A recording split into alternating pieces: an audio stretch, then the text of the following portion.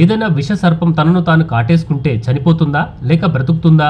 మామూలుగా పాము పళ్ళు బోలు మరియు పదునుగా ఉంటాయి. ఇవి హైపోథర్మిక్ సూదిలా పనిచేస్తాయి. పాము ఎవరినైనా కాటేసినప్పుడు దాని తల కండరాలు ఒత్తబడతాయి. దాంతో పళ్లకు ఉండే రంధ్రాల ద్వారా మనిషి శరీరంలోనికి విషం ప్రవేశిస్తుంది. అప్పుడు మనిషి చనిపోతాడు. అయితే మామూలుగా పాము తన విషాన్ని ఆహారం ద్వారా మింగితే అది నేరుగా నోటి ద్వారా కడుపులోకి వెళ్తుంది. ఈ పరిస్థితిలో కడుపులోని రసాయనాలతో జీర్ణం కావడంతో పాము చనిపోదు. కానీ పాము తనను తాను కాటేస్తే ఆ విషం నేరుగా రక్తంలోనికి చేరితే అది పాముకి కూడా ప్రాణాంతకం అవుతుంది. ఇక్కడ మీరు చూస్తున్నది పాము చర్మములు సాలీడు కాదు, సాలీడు చర్మంలోని పామును. వాస్తవంగా దీని పేరు సాలీడు తోకతో కొమ్ములున్న పాము. దీని తోక సేమ్ ఒక సాలీడు వలె కనిపిస్తుంది. దానికి చిన్న చిన్న కాళ్లతో పాటు పొట్ట కూడా ఉంటుంది. ఈ పాము తన తోకను చాలా ప్రేమతో ఊపుతూ ఉంటుంది. ఎంత ప్రేమతో అంటే కొంచెం దూరం నుండి చూస్తే అచ్చం సాలీడ్ లా కనిపిస్తుంది. అది చూసిన పక్షులు అట్రాక్ట్ అవుతాయి. ఈ రోజుకు లంచ్ దొరికిందని భావించిన పక్షి ఆ నకిలీ సాలీడ్ ను తినేందుకు వెళ్ళగానే ఆ పక్షిని సెకండ్స్ లో పట్టేసుకుంటుంది పాము. లంచ్ కోసం వచ్చిన పక్షి తనే లంచ్ గా మారిపోతుంది పాముకు. మలేషియాలోని ఈ కెఫేకి వెళ్తే ఫుడ్ తో పాటు బ్రతికి ఉన్న పాములు కూడా వడ్డిస్తారు.